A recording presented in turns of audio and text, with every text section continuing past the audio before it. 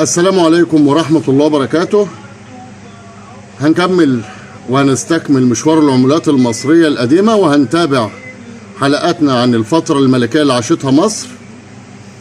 الفترة دي كان العملات فيها مبالغ طائلة في الوقت ده. الجنيه كان ليه سعر النص جنيه الربع جنيه، طبعا كل فترة أو زي ما بيقولوا كل وقت وله أذان. هنتكلم النهارده عن 5 مليم تم إصدارها سنة 1941.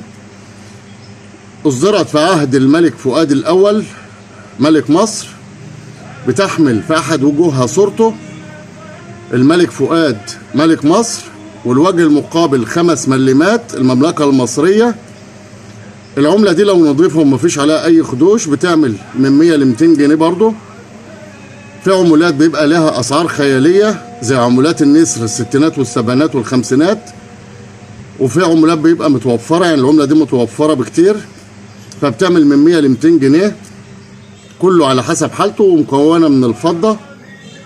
تابعني على التيك توك لايك ومتابعة واكسبلور محمد حكيم، وعلى اليوتيوب اسم القناة بتاعتنا محمد حكيم بورسعيد. ادخل على صفحتي على التيك توك هتلاقي علامة اليوتيوب، بدوس عليها هتدخل على الصفحة واعمل بحث على اليوتيوب عندك واكتب محمد حكيم بورسعيد، هتدخل على صفحتنا على اليوتيوب وتتابع معانا كل جديد ان شاء الله، واشوفكم على خير.